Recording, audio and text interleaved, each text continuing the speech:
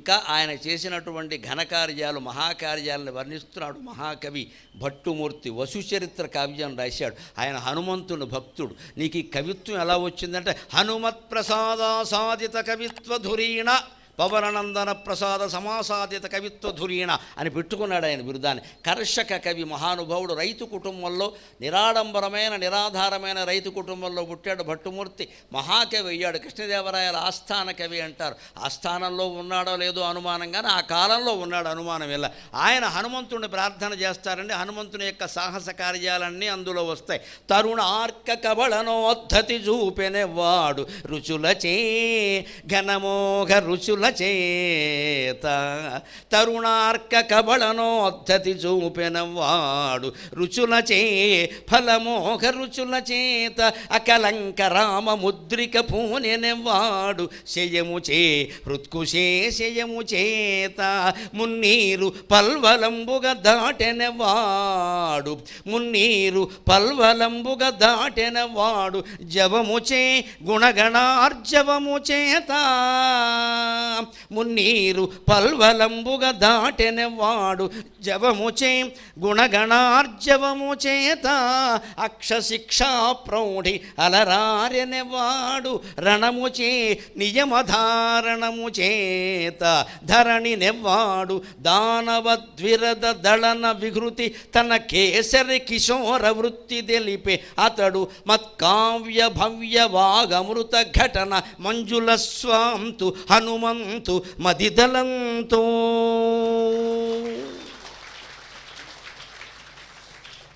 పండితులు లేని కుటుంబంలో పుట్టి రైతు కుటుంబంలో పుట్టి పల్లెటూళ్ళలో పుట్టి భట్టుమూర్తి మహాకవి అయ్యాడు.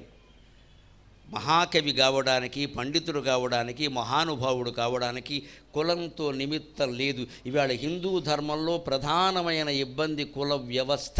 దయచేసి కులాన్ని బట్టి ఎవరిని గౌరవించకండి, కులాన్ని బట్టి ఎవరిని దూషించకండి. ఈ కుల వ్యవస్థ పోతేనే మనం బాగుంటాం ఖచ్చితంగా. పుట్టుకతోనే మనం కొంతమందిని గొప్పవాళ్ళు అంటాం, పుట్టుక చేతనే కొంతమందిని పనికి మాలిన వాళ్ళు అంటాం. ఇంతకంటే దరిద్రపు లక్షణం ఇంకోట్లేదండి. పుట్టుకను బట్టి గౌరవించనవద్దు, ఆక్షేపించనవద్దు. పుట్టుక కేవలం పుట్టుకే, ఏదో పుట్టాడు, ఆయన యోగం అక్కడుంది, పుట్టాడు. ఆయన కష్టపడితే ఎంతవాడైనా అవుతాడు. అనడానికి భట్టుమూర్తి ఉదాహరణ. హనుమంతుడి మీద ఇంత అందమైన పద్యం చెప్పినవాడు నన్నయ్య గారి నుంచి నా వరకు ఒక్కళ్ళు లేడండి, భట్టుమూర్తి తప్ప. ఆయన ఏమి పండితుల కుటుంబంలో పుట్ల. ఎంత అందమైన పద్యం అది. తరుణార్క కబళనోద్ధతి చూపెన వాడు రుచులచే ఫలమోహ రుచుల చేత. చిన్నప్పుడు ఆయనకి సూర్యబింబం ఎర్రగా కనపడితే ఉదయించే సూర్యబింబం మామిడి పండు అనుకున్నాడు. అంతే ఇక్కడ అంజన పర్వతం నుంచి పైకి ఎగిరెళ్ళారు పెద్ద. ఆయన వేగం ఎటువంటిది ఆయన అందేసుకున్నాడు. వాయుదేవుని బలంతో పుట్టినవాడు. వాయుదేవుడికి పేర్లలో ప్రాపర్ నౌన్స్, అందులో ఒక మాట మహాబలహ. వాయుదేవుడికున్న పేర్లలో ఒక పేరు మహాబల. మహాబలుడు సంతానం కదా, అందులో రుద్రవీర్య సముద్భవక. ఆంజనేయుడు సామాన్యుడు కాదండి, శివుని అంశ వల్ల జన్మించాడు. ఆంజనేయుడు అంటే శివుడే సాక్షాత్. మొదట్లో శివకేశవులు వారే, తర్వాత నరనారాయణులు వారే, తర్వాత రామాంజనేయులు వారే, తర్వాత కృష్ణార్జునులు వారే. కలియుగంలో మొహమాటమే లేదండి. రామకృష్ణ పరమహంస వివేకానందుడు సాక్షాత్తు వారే, అనుమానం. మన కోసమే మళ్ళీ పుట్టారు. రామకృష్ణ పరమహంస అంటే పరమేశ్వరుడు, వివేకానందుడు అంటే విష్ణుమూర్తి, అనుమానమే లేదు. వాళ్ళే మళ్ళీ పుట్టారు ఇక్కడ. ఆ శివకేశవులు ఎప్పుడు ప్రతి యుగంలో పుడుతూ ఉంటారు. ఎందుకంటే లోకాన్ని ఉద్ధరించాలంటే అంత మహాశక్తి ప్రసరించాలి. ఆ మహాశక్తికి జన్మించాడు రుద్రవీర్య సముద్భవక. ఆయన బలం సామాన్యం, ఎగిరందుకున్నాడు. అది చూసి ఇంద్రుడు కంగారు పడిపోయి, వీడెవడరా బాబు సూర్యబింబాన్ని మింగేస్తున్నాడు, ఇక్కడ ఈయన ఇలా ఉంటే కష్టం. అందుకే ఆయనకు శాపం, వజ్రాయుధంతో దెబ్బ కొట్టాడు. దాంతో వాయుదేవుడు కోపం వచ్చింది, మా అబ్బాయిని కొడతారా, ఫీలింగ్ మరి పుత్రప్రేమ కదా అని కొడుకుని తీసుకుని గుహలోకి వెళ్ళిపోయాడు. దాంట్లో మొత్తం ఫ్యాన్లు ఆగిపోయాయి, కరెంటు పోయింది, ఏసీలు పోయి, అన్నీ పోయాయి, ప్రపంచం అంతా గాలి ఆగిపోయింది. యజ్ఞం చేస్తున్న బ్రాహ్మణుడు అగ్న ఏ స్వాగ అలా ఉండిపోయింది. గాలి లేకపోతే చేయగలదు కదా, అగ్న ఏ స్వా అన్నాడు, హాలేదు, ఇక్కడ అయిపోయింది. దెబ్బకు లోకం స్తంభించిపోయింది. వాయుదేవుడు కోపం వచ్చింది, పుత్రప్రేమ. ఆయన బిడ్డను తీసుకుని గుహలోకి వెళ్ళిపోయాడు. నేను గాలి ఉండను, నేను ఇవ్వను, నాకు జీతం లేకుండా ఉద్యోగం చేస్తున్నది కాక మా అబ్బాయిని కొడతారు మీరు. మా అబ్బాయి ఏం చేశాడో అక్కల, ఈ పుత్రప్రేమ అప్పటి నుంచి ఉంది. అబ్బాయి ఏం చేశాడో ఎవడికి అక్కల. ఆయన చేసిన దుస్సాహసం. తండ్రి మందలించాల్సింది పోయి మనకి మళ్ళీనే అబ్బాయిని తీసుకుని గుహలోకి వెళ్ళి ఆయన బతిమాలడం కోసం దేవతలందరూ వెళ్ళారు. బాబు నువ్వు బయట లేకపోతే కష్టమయ్యా, గాలాగిపోయింది. అంటే మనకి సమాజానికి చెబుతున్న మాట మన పురాణ కథలు. నీ సొంత ప్రయోజనాల కోసం సమాజానికి అపకారం చెయ్యకు దయచేసి. నీ సొంత పిల్లలను నువ్వు అదుపులో పెట్టుకో. దాని గురించి నీ కోపం వచ్చి మొత్తం మూసేస్తానంటే ఎలాగా? మన గురించి వ్యవస్థ మొత్తం పాడవకూడదండి.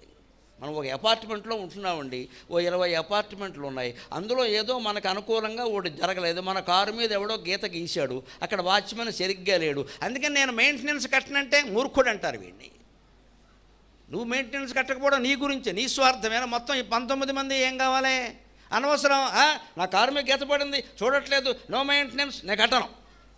అలా కట్టకపోతే మీటింగ్ పెట్టుకో, ఆ అసోసియేషన్ ప్రెసిడెంట్ ఎవడో కూర్చో, అడుగు, ఏం చేయాలో తేల్చుకో. అంతేగాని మెయింటెనెన్స్ నువ్వు కట్టే 1500, 2000, 3000 కట్టకపోతే మొత్తం మిగిలిన వాళ్ళు ఏమంటారో, మొన్న మాకు కూడా రాయలేదు నేను కట్టనంటాడు. ఎవడు కట్టాలి? కలిసి జీవిస్తున్నామండి. మన వ్యక్తిగతమైన కోపాలన్నీ తీర్చుకుంటూ, అందుకే ఈ కథ. వాయుదేవుడు అలాంటి పని చేశాడు. దానికి ఎవరు బుద్ధి చెప్పారు? దేవతలంతా వచ్చారు. ఆయన మొండాడు, ఎందుకంటే చేతిలో పవర్ ఉంది కదా, నేను వెన్న అన్నాడు. అప్పుడు ఏం చేశారు? నీ ఇష్టం వచ్చిన వరాలు కోరుకో, ఇక ముందు మీ అబ్బాయి సూర్యుడి దగ్గరికి వెళ్లకుండా చూడు అని చెప్పింది. మావాడు మహాబల సంపన్నుడు కావాలే అన్నాడు. అలాగే మా వాడికి దీర్ఘాయ, బ్రహ్మదేవుడు 9వ బ్రహ్మదేవుడు వరకు ఉంటాడు, సరేనా, బయటికి రా అన్నారు. ఆయన అడిగిన వరాలన్నీ ఇచ్చారు, వచ్చాడు. అలా మొత్తం సరిపెట్టారు. అంత సాహసం చేశాడు. తండ్రి ద్వారా అటువంటి వరాలన్నీ పొందాడు. మళ్ళీ దానివల్ల ఇబ్బంది అవుతుంటే ఆయన్ని అదుపులో పెట్టడానికి ఇంకోటి చేశారు. అల్లరి పనులని ఎక్కువ చేస్తుంటే ఇలా దూకేస్తే కష్టం కదా అని మతంగ మహర్షి ఆయనకు శాపం ఇచ్చాడు. ఇదే మేకు బిగింపంటే. హనుమంతుని యొక్క బలం ఎప్పుడైనా సరే ఎవరైనా గుర్తు చేస్తేనే వస్తుంది, లేకపోతే రాదు. అందుకే ఆయన సీతాన్వేషణకు కానీ మరో దానికి కానీ ముందు వెళ్ళి సిద్ధపడలేదు. మామూలుగా ఓ చోట కూర్చున్నాడు. జాంబవంతుడు వచ్చి పొగిడేశారు. ఓహో, ఐ ఫర్గాట్, అన్ఫార్చునేట్ అని లేచాడు. అంటే ఆయనకిచ్చిన శాపం కూడా వరమైంది. అనవసరంగా ఇబ్బందులు పడకుండా ఆయనకి వరమైంది అది. అలాగే తనని తాను అదుపులో పెట్టుకుని తనకు మహాశక్తి ఉంది కాబట్టి. అందుకే సుగ్రీవుడు వాలి చేతుల్లో నానా ఇబ్బందులు పడినా మనకి రామాయణంలో ఇదో పెద్ద సందేహం. రాముడు వరకు ఎందుకు ఆపారండి వాలిని? హనుమంతుడే ఓ దెబ్బ వేసేయచ్చు కదా, మహాబలవంతుడు కదా, చిన్నప్పుడే వెళ్ళి సూర్యుడిని అందుకున్నాడు కదా, వాలిని కొట్టలేడా?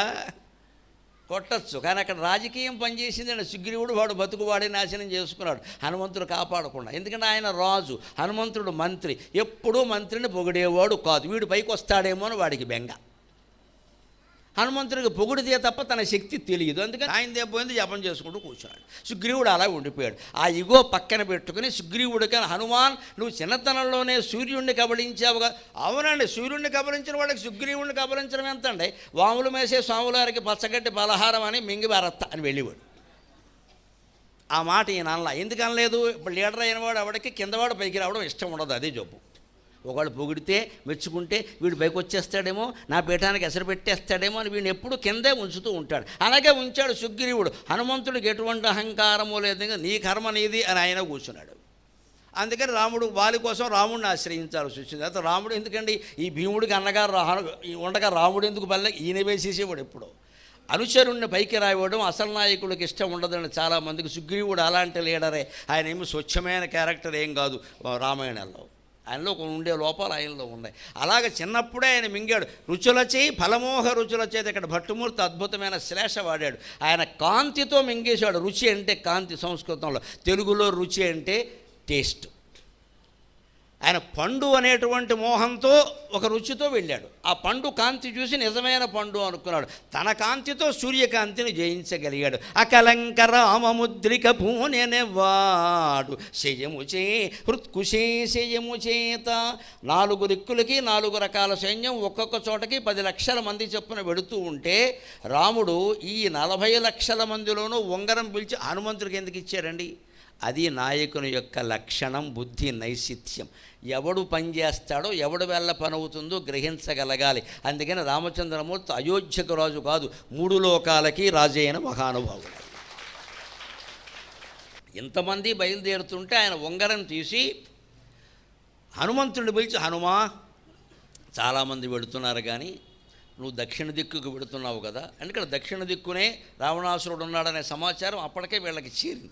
అందుకని దక్షిణ దిక్కు మీద స్పెషల్ కాన్సన్ట్రేషన్ అంటారే, ప్రత్యేక శ్రద్ధ చూపిద్దాం అని చెప్పి నువ్వు అక్కడికి వెడుతున్నావు కదా, నాకు నమ్మకం ఉంది, ఈ ఉంగరం నీ దగ్గర అది కాకుండా హనుమంతుడికి కాకుండా మరే కోతిగాడికైనా ఈ ఉంగరం ఇచ్చుంటే 1,25,000 రేటు కాబట్టి తాకట్టుకు వెళ్ళిపోయి ఉండేది, అనుమానం లేదు. హనుమంతుడు కాబట్టి ఆ ఉంగరం అలాగే పాపం పంచులోనో కొంగులోనో ఇలా పెట్టుకుని జాగ్రత్త సముద్రం దూకేటప్పుడు కూడా ఎక్కడ పడకుండా చూసుకున్నాడు. దాన్ని ఎలా ధరించారంటే చెబుతున్నాడు, మనం రామచంద్రమూర్తిని ఎలా ధరించాలో చెబుతున్నాడు భట్టుమూర్తి ఇక్కడ. ఆయన ఉంగరం ఎలా ధరించారంటే, అకలంక రామముద్రిక పూనెనెవ్వాడు శయముచే హృత్కుశే శయము చేత. భాషలో ప్రావీణ్యం ఉంటే ఇలాంటి పద్యాలు వస్తాయి. శయము అంటే చెయ్యి, కుశీశయము అంటే పద్మం. ఆయన చేత్తో ధరించాడు ముందు, శయముచే చేత్తోనే ధరించాడు. ఉంగరం చేతికి పెట్టుకుంటాం కదా, కానీ అది సమస్య కాదు. చేతులకు ఉంగరాలు పెట్టుకున్నంత మాత్రాన దేవుడు ఏం కనపడ్డండి ఇక్కడ. అటువంటి అజ్ఞానంలో ఉండకుండా దయచేసి మళ్ళీ దీని మీద వ్యాఖ్యానాలు ఏమిటంటే, ఈ శిరస్సు పైకుందా కిందకుందా నీకు ఎలా వేలితే అలా పెట్టుకో, అది ఇటుందా అటుందా ఏ వేలుకున్నా ఒకటే, దానివల్ల ఏ ప్రయోజనమో కలగదు, ఏ నష్టమో కలగదు. మొహమాటం లేకుండా చెబుతున్నా. నేను కూడా వేలికి వెంకటేశ్వర ఉంగరం పెట్టాను. ఎందుకు పెట్టుకున్నా, నేను తెలివి తక్కువ అని ఎవరో ఇచ్చారు, పెట్టుకున్నాను. నమశివాయ. నాకు కొనుక్కునే పని ఏమిటి, అన్నీ ఎవరో ఇచ్చినవే. ఈ గొంతు ఈ సామర్థ్యం అది కూడా మా అమ్మ ఇచ్చింది, నా సొంతం కాదు ఇది. మా అమ్మ దయ వల్ల సరస్వతి కటాక్షంలో వచ్చింది. ఇందులో సొంతం ఏమీ లేదు. మిగిలినవన్నీ భక్తుల దయ, ఈ పాండిత్యం మా అమ్మ దయ అంతే. చేత్తో ఉంగరం పెట్టుకోవడం కాదని, చేతి మీద ఉన్న దేవుడు నీ హృదయంలో ఉన్నాడు. ఆ హృత్కుశేషయము చేత హృదయం అనే పద్మంలో ధరించాడు ఆ ఉంగరాన్ని. ఇది రామచంద్రమూర్తి ఉంగరం అంటే రాముడే కదా. పైగా ఆయన ఇచ్చింది ముద్రిక, ఉంగరం కాదు. ఉంగరం వేరు, ముద్రిక వేరు. ఉంగరం అంటే కేవలం బంగారపు ఉంగరం. అది బొమ్మ ఉండొచ్చు, ఉండకపోవచ్చు, గుండ్రంగా ఉండొచ్చు, ఎలాగైనా ఉండొచ్చు. ముద్రిక అంటే దాని మీద అక్షరాలు ఉంటాయి. ముద్ర ఉంటే ముద్రిక. ఏముంటుంది, దాని మీద శ్రీరామ అని రాసి ఉండొచ్చు. లేదు ఆయన సూర్యవంశం కాబట్టి సూర్యుడి బొమ్మ ఉండొచ్చు. అది కూడా రామచంద్రమూర్తి చాలా తెలివైన వాడు. భార్యతో ఎలా ఉండాలో ఆయనకు బాగా తెలుసు. ఆ ఉంగరం ఏమి ఇచ్చాడో తెలుసా, తన పెళ్లి వేళ జనక మహారాజు తనకి పెట్టిన ఉంగరం ఇచ్చాడు. అదంటే సీతకి బాగా ఇష్టం. మా నాన్న పెట్టి బోళ్ళు కష్టపడి సంపాదించారు. అక్కడికి అత్తమామలు సంపాదించలేదు పాపం. మొగుడు ₹1,00,00,000 పెట్టి అన్నీ ఇచ్చినా సరే వాళ్ళ నాన్నగారు ఇచ్చిన ₹10 ఎక్కువ. మా నాన్న ఇచ్చారు. ఈ ముచ్చటిని మగవాళ్ళు గౌరవిస్తే అయిపోయే, వాళ్ళ నాన్న మనం కూడా పొగిడితే గొడవే లేదు. ఇంకేముంది ఇక్కడ. అప్పుడు మొగుడు కూడా మంచివాడే అవుతాడు. నేను ఎన్ని ఇచ్చినా కుదరదు మీ నాన్న అంటే, మీ నాన్న అనరు, మీ బాబు అంటారు. అక్కడి నుంచి ఎందుకు వచ్చింది గొడవ. నిజంగానే మీ నాన్నగారు చాలా గొప్పవారంటే ఓకే, అయిపోయాయి. అది రాముడి దగ్గర నేర్చుకోవాలి. అందుకని ఉంగరాన్ని ఇంకా లేక కాదు, ఏది పంపించాడంటే పెళ్లినాటి ఉంగరం. మగాళ్ళకి నియమం ఏంటంటే, పెళ్లినాటి ఉంగరం ఆడవాళ్ళకి మంగళసూత్రంతో సమానం. దాన్ని తీయకూడదు, దాన్ని అమ్మకూడదు, దాన్ని తాకట్టు పెట్టకూడదు. పెళ్లినాడు మావగారు పెట్టిన ఉంగరం మంగళసూత్రంతో సమానం. అది అలా ఉంచుకోవలసింది. ఎన్ని ఉంగరాలు తీసినా తీయకూడదు. అది భార్య గుర్తది. అది చూస్తే ఆవిడ గుర్తు రావాలి, ఇది మావగారు పెట్టారు. ఇందుకు కన్యాదాన సమయంలో పెట్టారు. సాలంకృత కన్యాదానం అహంకరిష్యే, ఇదే సాలంకృతం అంటే. అల్లుడికి కూడా పెడతారు కదా ఏదో ఒకటి, ఏదో ఒక బంగారపు ఆభరణం పెడతారు. ఎంత రేట్ ఎక్కువ ఉన్నా సరే ఏదో ఒకటి పెడతారు. అలా పెట్టారు. అది గుర్తుగా, అది మంగళసూత్రంతో సమానం. ఆ ఉంగరం తీయకూడదు, అమ్మకూడదు, రాత్రిపూట కూడా తీయకూడదు. నన్ను అడిగితే అలా ఉన్నాయి, ఏం నష్టం లేదు. అంతగా ఇబ్బంది అయితే తీసి గూట్లో పెట్టుకో, పొద్దున్నే మళ్ళీ పెట్టుకో, రాత్రి పడుకోవాలి కాబట్టి. అంతకుమించి తీయకూడదు. మంగళసూత్రం అంతా ఇదంతా హిందూ ఆచారం ప్రకారం. అది పవిత్రంగా ఉంటుంది, కాపాడుతుంది, భార్యకి సంకేతం. అటువంటి ఉంగరం ఒక్కటే ఆయన దగ్గర ఉంది. లేకపోతే వనవాసంలో వేరే ఆభరణాలు లేవు కదా, పెళ్లికి పెట్టింది కాబట్టి అది ఒక్కటే ఉంచుకున్నాడు. అది తీసి ఇచ్చాడు హనుమంతుడికి. అందుకని దాన్ని ముద్రిక అంటారు. దాని మీద శ్రీరామ అనే అక్షరాలు ఉన్నాయి. దేవనాగరి లిపిలో శ్రీరామ అనే అక్షరాలు ఉన్నాయి. సాక్షరాంగుళి ముద్రాస్యాత్ అంటారు అమరకోశంలో. ఆ ఉంగరం మీద అక్షరాలు ఉంటే దాన్ని ముద్రిక అంటారు. అక్షరాలు లేకపోతే అంగుళీకము, ఉంగరము అంటారు. ఆ ముద్రికని ఆయన ఎలా ధరించాడు అంటే, చేత్తో ధరించలేదుట, పద్మంలాగే హృదయ పద్మంలో ధరించాటంత భక్తిగా. హృత్కుశేషయము చేత కాబట్టే మున్నీరు పల్వలంబుగ దాటెనవాడు జవముచే గుణగణార్జవము చేత. మున్నీరు 3 పక్కల నుంచి వచ్చినటువంటి మహాసాగరాలన్నీ నదులన్నీ కలిస్తే ఏర్పడింది మున్నీరు, సముద్రం తెలుగు మాట. ఆ మున్నీటిని బోదె దూకినట్టు దూకి పారేశాడు. ఒక చిన్న పొలానికి ఎడుతుంటే పంట మడి దగ్గర పంట కాలం ఉంటుంది చూడండి, అది మనం దాటేయచ్చు, పెద్ద విషయం కాదు. అలా దూకేశాడు. పల్వలంబుగా చిన్న గుంట దూకినట్టుగా ఎలా దూకలిగాడంటే మనం సంసారం అనే సాగరాన దూకడానికి ఏం చేయాలో కూడా ఇక్కడ భట్టుమూర్తి చెబుతున్నాడు. ఆయన జవముచే వేగం చేత దాటగలిగాడు. గుణగణార్జవము చేత కొన్ని గుణగణాలు కూడా ఆయనలో ఉన్నాయి. వాటి చేత ఆయన సంసార సాగరాన్ని కూడా ఈదగలుగుతాడు ఖచ్చితంగా.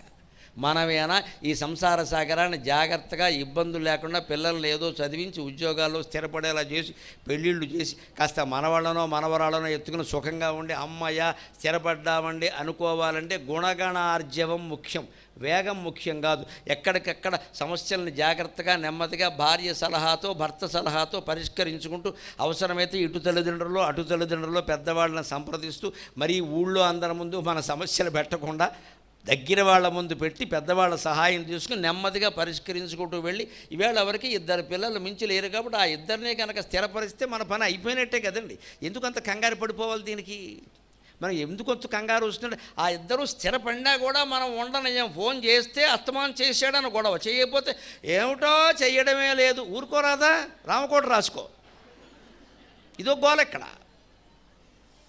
వాళ్ళు స్థిరపడ్డారు, ఊరుకోవచ్చు కదండి. అబ్బాయి రోజు ఫోన్ చేసి అమ్మా మమ్మీ అంటూ ఉండాలి ఇక్కడ. ఎందుకు గోల? వదిలేయి, వాడు దాన్ని వాళ్ళు ఉన్నారు, నువ్వు వేలెట్టక అనవసరంగా. వాళ్ళు బాగానే ఉన్నారు. అబ్బాయి మనకి ఇష్టం ఉండదు, కోళ్ళ మాట వింటున్నాడేమో నిఘా పెట్టాలి, వినకూడదు. కోళ్ళ పాపాత్మురాలు అత్తగారి దృష్టిలో, అత్తగారు అంతకంటే పాపాత్మురాలు కోడల దృష్టిలో. నాకు 2 ఓట్లు కావాలి, అందుకని 2కి వేసేసాను. ఈవిడ దృష్టిలో వాళ్ళు మొత్తం అంత ఆధిపత్య పోరాటం వచ్చాక అసెంబ్లీకి అత్త కోళ్ళకి తేడా ఏముందండి? ఈ కొడుకుని ఆవిడ ఏం పట్టుకుపోతుందమ్మా? మన బాధ్యత ఆవిడ తీసుకుంది. ఇక నుంచి కాఫీ ఆవిడ ఇస్తుంది, అన్నం ఆవిడ పెడుతుంది. లేత అన్నం కాకపోతే జానం తింటారు, మనకెందుకు? వదిలే, నువ్వు రామకృష్ణ అనుకో. అలా వదిలేస్తే సుఖంగా ఉంటాం. అదే సంసార సాగరాన్ని దాటం. గుణగణార్జవము చేత అక్షశిక్ష ప్రౌఢినలరారెనెవాడు, అక్షశిక్ష ప్రౌఢినలరారెనెవాడు రణముచే నిజమధారణము చేత. అక్షశిక్ష ప్రౌఢి, అక్షుడు అక్షకుమారుడు రావణుని పెద్ద కుమారుడు. అతను ఒక దెబ్బలో వేసేసాడు. ఆ వెయ్యడం కూడా కాసేపు ఆగాడు. ఎప్పుడు శత్రువులను జయించాలంటే శారీరకంగా లేదా మానసికంగా కూడా ఆగాలి. Wait and see. ఒక్కొక్క శత్రువుని 10 నిమిషాలు చూడాలి. కొన్ని రకాల శత్రువుల్ని 10 రోజులు చూడాలి. కొంతమంది శత్రువుల్ని 10 నెలలు చూడాలి. తొందర పడకూడదు. దెబ్బ ఇస్తే మళ్ళీ లేవద్దు. ఇంకా ఊరికి చిన్న దెబ్బలు కొట్టదు, ఆపాదమస్తకం కింద పడిపోయేలా కొట్టాలి. అది హనుమంతుడి నుంచి నేర్చుకోవాలి. అందుకే సుందరకాండ చదివితే పనులు అవుతాయి అన్నారు. అక్షకుమారుడు చెలరేగిపోతున్నాడు. ఆయన వచ్చాడు అశోకవన ధ్వంసం అప్పుడు రావణాసురుడు పంపిస్తే వచ్చాడు. వాడిని జయించడం సామాన్యం కాదని వాడి మీద చాలా నమ్మకం పెట్టుకున్నాడు రావణాసురుడు. హనుమంతుడు ఏం చేశాడో తెలుసా? కోట గుమ్మం లాంటిది ఉంటుంది కదా, దాని మీద ఎక్కువ కూర్చున్నాడు. అక్కడ దగ్గరలో ఏదో జామ చెట్టు సీతాఫలాల చెట్టు ఉంది, శుభ్రంగా తింటున్నాడు కాయలన్నీ. ఎందుకు తింటున్నాడు? కోతిని కదా, కాయలు తినకుండా ఏం తింటాం? ఇడ్లీ దోశ ఇస్తారా అని అడిగాను. ఇదో నాటకం, వాడిని కవించడం అనమాట. వాడు రెచ్చిపోతున్నాడు. వాడు పెద్ద రథం వేసుకుని వచ్చేసి నాన్న గొడవ చేస్తున్నాడు. ఎగర్నిచ్చాడు అరగంట ఎగర్నిచ్చాడు ఏకంగా. రామాయణంలో ఆశ్చర్యకరమైన ఘట్టం. హనుమంతుడి ముందు వీడు కుప్పి గంతులు అరగంట సాగి. ఎందుకో తెలుసా? ఎగిరి వాడికి నీరసం వచ్చేకోది అభ్యర్థం. అదొక వ్యూహం అంతే. కొందరు శత్రువులను జయించడంలో ఇదొక వ్యూహం. వేలంపాట పాడుతుంటే చూడండి, అవతల వాడికి బాగా ఆమోదం పూయాలంటే మనం ఎదురుగా కూర్చుని వాడు 10,000 అనగానే మనం 11,000, వాడు 15 అనగానే మనం 20, వాడు ఇలా పెరిగి 1,00,000కి రాగానే నువ్వే తీసుకో అని వదిలేయాలి. వాడు చస్తాడు. ఇదే గెలుపు. వాడు అసలు 1,00,000కి సిద్ధంగా లేడు. వాడు 25,000 అనుకున్నాడు. వీడు పాడేస్తున్న కొద్దీ వాడు రెచ్చిపడింది. వీడో పార్టీ వాడో పార్టీ వచ్చిన సమస్య అది. పాడేసాడు. వాడు 1,00,000కి వచ్చాక అన్నా నువ్వే తీసుకో, వాడు చచ్చిపోతాడు. అన్న ఇక్కడ పెద్దవాడు, నువ్వు తీసుకో, చచ్చిపోతాడు. ఇప్పుడు ₹1,00,000 ఎక్కడ తేవాలి? వాడి దగ్గర 25,000 కూడా లేవు. ఇదే వేలంపాట్లో రెచ్చగా. అందుకే వేలం వెర్రి అంటారు, గమనించండి. వేలం వెర్రి అంటే ఇదే, వేలంలో వెర్రి. ఎందుకు మాట్లాడతాడో తెలియదు, అనవసరంగా రెచ్చగొట్టాడు, వాడు రెచ్చిపోయాడు. వాడు వదిలేడు, వీడు వదిలేశాడు, వాడు వదల. అలాగ హనుమంతుడు వేలం వెళ్ళలేక వాడు కానీ బాగుందా, బాగా వేసావు అని వాడు కొట్టిన రాళ్ళ దెబ్బలు, కొండ దెబ్బలు, చెట్ల దెబ్బలు అన్నీ పడి చూసి ఒక్క మాట ఒక అరగంట అయ్యాక అప్పుడు అనుకున్నాడు, అమ్మో నఖల్వయం నా అభిభవేతు ముక్షితం. నఖల్వయం నాభిభవేతు మోక్షితుం. సుందరకాండలో చాలా ప్రధానమైన మాట. మనం సంసారంలో కానీ కార్యాలయంలో కానీ సమస్యలను ఎలా ఎదుర్కోవాలి, పగవారు మనకు ఎవరైనా ఉంటే వారిని ఎలా జయించాలంటే చూడాలి, ఓపిక పట్టాలి, సమయం వచ్చినప్పుడు లేవకుండా దెబ్బ కొట్టాలి. నఖల్వయం నాభిభవేదుపేక్షితుం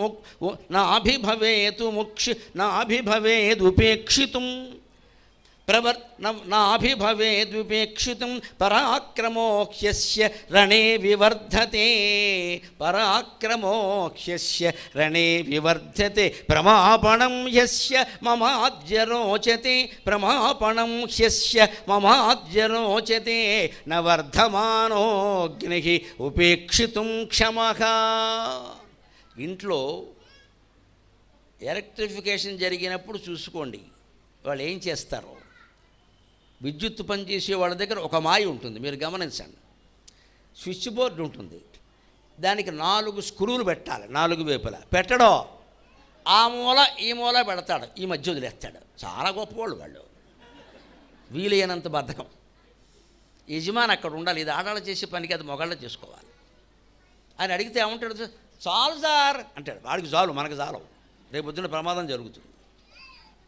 ఇదే చిన్న చిన్న పనులు సరిగ్గా చేసుకుంటే చాలండి, మనం రావణాసురుని చంపక్కలేదు, సముద్రం దాటక్కలేదు. కుళాయిలు బాగు చేయించుకోవడం తెలియదు, ఎలక్ట్రిక్ స్విచ్ బోర్డులు బాగు చేయించుకోవడం. ఈయన పెద్ద యజమానులా పోజు కొడతాడు ఇక్కడ కాళ్ళు పెట్టి. ఇక్కడ ఇంట్లో అన్ని చెత్త, ఇంట్లో కడితే ఉండలేము, అసలు మనం వసతి ఉండలేము, ఒక పూట ఉండలేము, అన్నీ కంపు కొడుతున్నాయి. ఇక్కడ మంచం మీద ఉంటాయి బట్టలన్నీ, నమశివాయ. ఈ జన్మలో మడతాటరు వాటిని. కానీ ఇల్లు బాగోలేనప్పుడు దేవుడు ఎలా వస్తాడా ఇంట్లోకి? ఓ జపం చేసేకనే సరిపోయిందా పారాయణ? అగ్ని ప్రమాదాలు ఎక్కడ జరుగుతాయంటే ఎప్పుడు స్విచ్ బోర్డులు తేడా వచ్చినా, ఎక్కడో ఓ బల్బు అది ఊడి కొంచెం ఇలా వేలాడుతూ ఉంటుంది, అశ్రద్ధ చేయకూడదు, వెంటనే పిలిపించాలి. నువ్వు చేయగలిగితే చెయ్యి, రబ్బర్ చెప్పులు వేసుకుని చెయ్యి, ప్రమాదం వద్దు. లేకపోతే అతను పిలిపించి, ఎక్స్పర్ట్ పిలిపించి ఇస్తే ఇస్తాం 100 200, ప్రమాదం తప్పుతుంది. మనం అది అలా వేలాడుతూనే ఉంటాయి. అస్తమాను పిలిస్తే వాడు దోచుకుంటారు. ఏడు దోచుకునేది? రేపొద్దున యమధర్మరాజు ప్రాణం దోచుకుంటాడు. ఇక్కడ ఇదో సాగతీత. ఇక్కడ 4 పనులు వచ్చాక పిలుద్దాం, 4 పనులు వచ్చే వరకు నువ్వు నేను ఉంటామేటి ఇక్కడ. ఇదే జాగ్రత్త. సరిగ్గా ఈ శ్లోకం నుంచి నాకైతే తోచింది అదే. ఇంట్లో ఏదైనా షార్ట్ సర్క్యూట్ ఏర్పడే ప్రమాదం ఉంది అనుకుంటే, ఎక్కడ స్విచ్ బోర్డులు తేడా ఉన్నా, ఎక్కడ అగ్ని వల్ల తేడా వచ్చినా, గ్యాస్ పైపు లీక్ అవుతూ ఉంటుంది గమనించండి. పైపు ఇచ్చినప్పుడు దాని మీద డేట్ వేస్తాడు వాడు. దాని తర్వాత 3 ఏళ్లకో 4 ఏళ్లకో పైపు మార్చాలి. మనం ఎవ్వరం దాన్ని చూడం, అది అలాగే వదిలేస్తాం. చక్కగా ఊరెళ్ళినప్పుడు తలుపులు వేసేసి వెళ్ళిపోతాం, కిటికీలు కూడా మూసేస్తాం. అందులోంచి గ్యాస్ లీక్ అవుతుంది. ఈ యజమాని గారు చాలా తెలివైన వాడు, సుందరకాండ చదవలేదు కదా, రాగానే లైట్ వేస్తాడు, శ్రీమద్ రమారమణ గోవిందో హరి. అక్కడి నుంచి ఆయుర్దాయం అంటాం, పూర్వజన్మ కర్మ అంటాం, జాతకం అంటాం, ఇవన్నీ మనం పెట్టుకున్నవేనండి. ఈయన చేసిన తప్పు ఏంటంటే గ్యాస్ లీక్ అవుతుంటే దాన్ని బాగు చేయించాల. పైగా వెళ్ళేటప్పుడు ఎప్పుడు అన్ని కిటికీలు వేయకూడదు, ఒక కిటికీ అయినా తీయాలి కనీసం. అందులోంచి గ్యాస్ అయినా ఏదైనా బయటికి వెళ్ళేలా ఉండాలి. రాగానే ముందు లైట్ వేయకూడదు, ఇంటి తలుపులు అన్నీ తీయాలి, చీకట్లోనే 4 తలుపులు తీయాలి, కాస్త గాలి రావాలి, అంతవరకు ఒగ్గబట్టుకోవాలి, అప్పుడే వెయ్యాలి. ఇవన్నీ తెలుస్తాయి చదివితే. అందుకే ఆయన ఏం చేయడు, ఒగ్గబట్టుకున్నాడు, ఊరుకున్నాడు. వీడు ఎలా రెచ్చిపోతున్నాడు? నా అభిభవేదుపేక్షితం, ఇంకా ఉపేక్ష చెయ్యకూడదు. అరగంట బట్టి ఎగిరాడు కదా, ఇప్పుడు ఒక దెబ్బ కొడితే ఇంకెగరడు, అయిపోతాడు. వీడు బాబుకు కూడా సంకేతం వెళ్ళిపోతుంది. వీడు వెళ్ళిపోయాడంటే, పెద్ద కొడుకు వెళ్ళిపోయాడంటే వాడికి వీడు కర్మ చేయాలి, ఇప్పుడు వీడికి వాడే చేయాలిగా కర్మ, వాడికి తెలుసు వస్తుంది. అది హనుమంతుడి యొక్క ప్రణాళిక. రామాయణ మకామాల రత్నం వందే అనిలాత్మజం గోష్పదీకృత వారాశిం మశకీకృత రాక్షసం. రామాయణ మకామాల రత్నం వందే అనిలాత్మజం.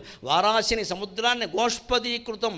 ఆవు గిట్ట ఎంత ఉంటుందో చూడండి, సరిగ్గా అలా అనుకున్నట్ట. ఆవు గిట్ట నేల మీద గుర్తుపడితే ఎంత ఉంటుంది.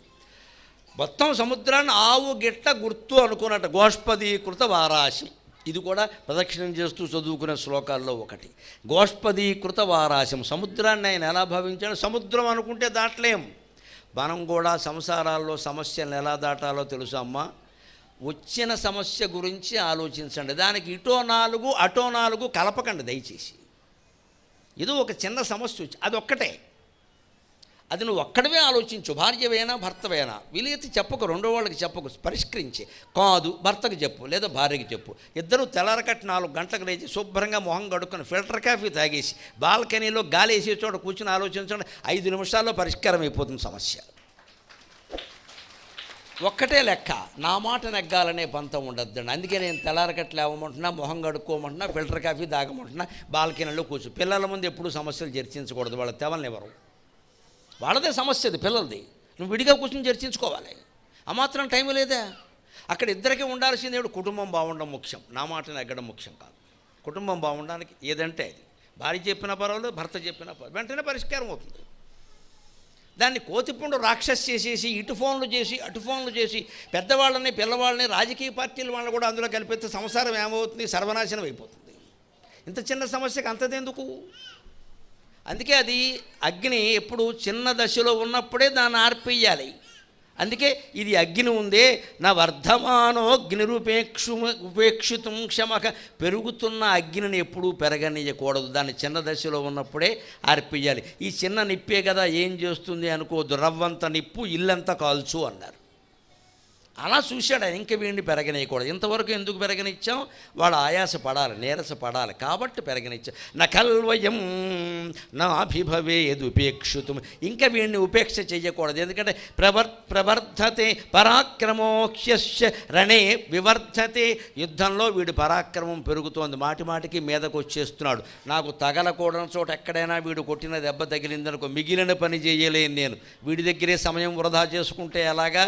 అందుకని ఇంకా వీడిని ఉపేక్షించి ప్రయోజనాలు. అందుకని ప్రమాపణం క్షశ్చ మమ అద్యరోచతే, నాకెప్పుడు వీడిని చంపడమే, ప్రమాపణం అంటే వేసేయడమే కర్తవ్యం అనిపిస్తుందని ఒక్కసారి ఆ లంకా ద్వారం ఉంది అశోకవనంలో, ఆ పెద్ద ద్వారం నుంచి కిందికి దూకి అక్కడ పెద్ద కొండ ఒకటి ఉందండి, ఆ కొండ శిఖరం సగం బగలగొట్టాడు, దాన్ని పైకి లేపాడు, వాడి మీద వేశాడు రథంతో సహా. పైగా వాడిది గాడిదల రథం, వాడి బుద్ధిలాగే అది గాడిదల రథం. ఆ గాడిదల రథంతో సహా మొత్తం దాని కింద పడ్డాడు. అప్పటి నుంచి ఎప్పటి వరకు లేవలేదు. అది హనుమంతుడు అంటే లెక్క.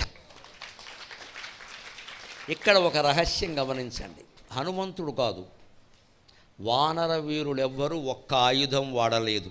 మనలో మనమాట. హనుమంతుడికి అందం కోసం గద పెట్టుకుంటే పెట్టుకోండి, బంగారంతో చేయించుకుంటే చేయించుకోండి, నాకు అనవసరం. కానీ రామాయణం ప్రకారం ఎక్కడా హనుమంతుడికి గద లేదు, ఆ విషయం గుర్తుపెట్టుకోండి. భీముడికి గద ఉంది కదా అని, ఆయన అన్నగారు కదా అని ఇంకా పెద్ద గద పెట్టేయకూడదు. భీముడికి ఉంటుంది, హనుమంతుడికి ఉండదు. ఆయనకు ఉంటే ఈయనకు ఉండాలని ఏం లేదు. ఇక్కడ మనకి సరదా అనిపించింది పెట్టేసాం అంతే, పెట్టుకో. కానీ ఎక్కడా గద లేదు. హనుమంతుడు ఎప్పుడు గదతో ఎవరిని అసలు గద వాడలేదు. ఆయన కాదు, వానర వీరులు ఎవరు ఏ ఆయుధము వాడలేదు. వాళ్ళు ఏం చేయాలో తెలుసా? డిష్యం డిష్యం, దాంతోటే 10 మంది పోతుంటే మళ్ళీ వేరే ఎందుకండి, మొత్తం అంతా డిష్యం డిష్యం. లేదు అక్కడ ఒక కొండ తీసేవారు, నెత్తి మీద వేసేవారు. ఒక నెత్తి మీదగా 1000 మంది ఇంకా ఇక్కడికి రాలేదు, సంతోషిద్దాం, హనుమంతుడి దగ్గర ఉన్నాం కదా. లేకపోతే ఇలా వేస్తే అభయాంజనేయ స్వామి గోవింద, గరికిపాటి గోవింద, మొత్తం కొండ పట్టుకొచ్చి వేసేసేవాడు. ఇంతమంది ఉన్నారు, వేసేయి, గొడవలేదో ఒకసారి వెళ్ళిపోతారు. మొత్తం చెట్లు, పెద్ద పెద్ద చెట్లు, రావణాసురుడు 500 ఏళ్ళు 1000 ఏళ్ల పట్ల పెంచిన చెట్లు ఉన్నాయే, దాన్ని కూకటి వేళ్లతో పేకలించి వేసేసారు. అంటే రహస్యం గమనించండి, ఇదే రహస్య. ఇందాక విద్యలో రహస్యాలు తెలుసుకోవడం అంటే ఇదే. దీనివల్ల నాకు అర్థమైంది ఏంటంటే, రామాయణం చదువుతుంటే ఓరి రావణాసురుడా, నీ సంపదే నీ కొంప ముంచింది రా అనుకున్నాను. వాళ్ళు అక్కడి నుంచి ఒక్క ఆయుధం తేలేదు. అమెరికా డొనాల్డ్ ట్రంప్ గారు ఏకంగా ఈ ప్రపంచాన్ని 150 సార్లు పేలుస్తాడట. ఈ లోపు వీడిని రేపొద్దున యమధర్మరాజు పేల్చేయడండి, నాకు అర్థం కాదు.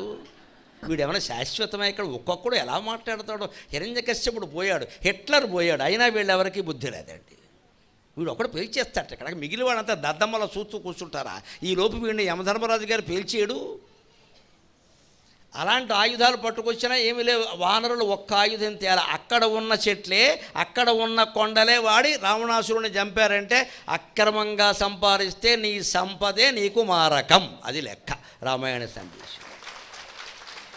అక్రమంగా సంపాదించవచ్చు. ఆ కొండలు గుట్టలు అన్నీ దోచుకుని సంపాదించినవే, భూములన్నీ దేవతలవి, మానవులవి, ఇతర రాక్షసులవి ఆక్రమించినవే.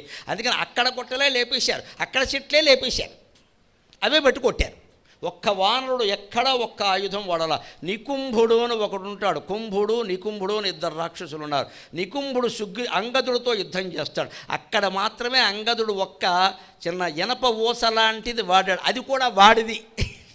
వాడు వీడిని పొడిస్తే లాక్కుని దాంతో పొడిచాడు. ఆ ఒక్కచోటే రామాయణం మొత్తం చదివి చెబుతున్నాను నేను. 24,000 శ్లోకాలు కూడా మరొక వానరుడు ఎవరు ఎక్కడా ఆయుధం వాడలేదు. ఒక్క అంగదుడు మాత్రం, అది కూడా వాడిని పొడవడానికి వాడేదో ఊసలాంటి బాణం ఉపయోగిస్తే, నువ్వేంట్రా నన్ను పొడిచేదని వాడు చేతిలోంచి లాక్కుని దాంతో పొడిచాడు. అంతకుమించి ఎక్కడ వాళ్ళది అంటే వాళ్ళ సంపదే వాళ్ళకి చేటైందే లేదా, అది మనం జీవితంలో గ్రహించవలసిన మాట. అంత ఇదిగా ఉండేనా దానవ ద్విరద దళన అలా అక్షకుమారుని వేసేసాడు. అందుకే అక్షకంతారం అన్నాడు, అక్షుణ్ణి చంపినవాడు అన్నాడు. ఖచ్చితంగా ఎదగనిచ్చాడు, ఇంకా ఈ అగ్నిని ఉపేక్ష చెయ్యకూడదు అని వేసి పారేశాడు. దాన్నే భట్టుమూర్తి చివరి పాదంగా చెప్పాడు. ఇప్పుడు అంటున్నాడు, దానవ ద్విరద దళన వికృతి తన కేసరి కిశోర వృత్తి తెలిపి. ఆయన ఎవరండి? కేసరి కిశోరం. కేసరి అంటే ఒకటి ఆంజనేయ స్వామి తండ్రి, ఇంకో అర్థం సింహం. కేసరములు కలిగింది కేసరి. ఆంధ్ర కేసరి అంటారు మహానుభావుడు ప్రకాశం పంతులు గారిని, సింహం లాంటివాడు. కేసరి అంటే సింహం. సింహం పిల్ల ఈయన, మరి కేసరికి పుట్టాడు కదా, అందుకని కేసరి కిశోరం. సింహ పిల్ల ఏం చేస్తుంది? మదమలిన కపోల భిత్తుషు గజేషు సింహ శిశురపి నిపతతి. మదమలిన కపోల భిత్తుషు గజేషు నఖలు వయం స్వయక తేజసో హేతు ప్రకృతిరియం సత్వవతాం నఖలు వయక తేజసో హేతు అంటాడు భర్తృహరి. సింహ పిల్ల పుట్టగానే, తల్లి కడుపులోంచి బయటపడగానే అది స్విగ్గీ జొమాటో వాళ్ళకి ఆర్డర్ ఇవ్వదండి, దాని బతుకు అది కాదండి. గట్టి ఇడ్లీ, గట్టి దోశ, గట్టి బిర్యానీ, గట్టి చికెన్, ఈ దరిద్రం మనకి. సింహపిల్ల తల్లి కడుపులోంచి బయటపడగానే ఎదురుగా ఏదైనా ఏనుగుందా అని చూస్తూ దూకేస్తుంది అంతే. తల్లి కడుపులోనే ట్రైనింగ్ అయిపోయింది దానికి. దేని మీద దూకాలో, ఎలా సంపాదించుకోవాలో, తన కాళ్ళ మీద తాను ఎలా నిలబడాలో తల్లి కడుపులోనే శిక్షణ అయిపోయింది సింహపిల్లకి. అది కుక్కపిల్ల నక్కపిల్ల కాదు కదా, సింహమే. అందుకని తల్లి కడుపులోంచి బయటపడగానే సింహం ఏం చేస్తుందంటే, ఏనుగు ఎక్కడైనా ఉందా దూకో, మళ్ళీ అమ్మని అడిగేది ఏంటి, ఇక్కడ మనమే తిని అమ్మకి పెడదాం, అమ్మ పెద్దదైపోయింది పాపం, ఓల్డేజ్ అనుకుని తను తింటుంది. అది పిల్లలు నేర్చుకోవాలి. విద్యార్థులు మీ సంపద మీద మీరు నిలబడాలి, తల్లిదండ్రుల సంపద మీద ఎక్కువ కాలం నిలబడకూడదు. మీరు సంపాదించుకోవాలి. ఏ పని చేసినా సరే మంచి పని చెడ్డ పని ఉంటాయి, కానీ లోకంలో ఎక్కువ పని తక్కువ పని ఉండవండి. Indians feeling only. నేను 18 దేశాలు తిరిగానమ్మా, చూసా. విదేశీయుల నుంచి మనం నేర్చుకోవాల్సింది ఏమిటో తెలుసా? వాళ్ళు డిగ్నిటీ ఆఫ్ లేబర్, ప్రతి పనిని గౌరవిస్తారు. వాళ్ళు ప్రతి పనిని గౌరవిస్తారు. అమెరికాకి అధ్యక్షుడుగా ఉన్న జిమ్మీ కార్టర్ మొన్న చనిపోయే వరకు 90 ఏళ్ల వయస్సులో కూడా ప్లంబింగ్ పని చేశాడు ఆయన బాత్రూముల్లో. నా అసలు పని ఇదే అన్నాడు ఆయన. నా అసలు పని ఇదే అన్నాడు. ప్లంబింగ్ చేసి డబ్బులు వాళ్ళు $10 ఇస్తే $10 పుచ్చుకొని, నేను అధ్యక్షుడిని ప్లంబింగ్ పని అక్కడ పంచాయతీ బోర్డు సర్పంచ్ కూడా ఇక్కడ ఆస్తి అమ్మేసి లోపల కూర్చుంటాడు, కానీ కూలి పనికి వెళ్ళడం. మళ్ళీ నేను కూలి పని ఎందుకు చేస్తా, నీ పని అదే కదా, చేయొచ్చు కదా. ఈ డిగ్నిటీ ఆఫ్ లేబర్ నిజంగా ఇతర దేశాల నుంచి మనం నేర్చుకోవాలి. అదే లెక్కగా ఉండాలి ఎప్పుడైనా సరే. అందుకని అలాగా కేసరి కిశోరం సింహపిల్ల పుట్టినప్పటి నుంచి ఒక లెక్క. అందుకని ఏనుగుల మీద దూకినట్టుగా దానవ ద్విరద దళన రాక్షసులు అనేటువంటి ఏనుగులను సంహరించడమే పనిగా పెట్టుకున్నాడు. అటువంటి హనుమంతుడు ఇచ్చినటువంటి ప్రసాదంతో నేను ఈ కావ్యాన్ని రచించాను అన్నాడు భట్టుమూర్తికి. మనం భక్తిగా నమస్కారం చేద్దాం, అనుమానమే లేదు.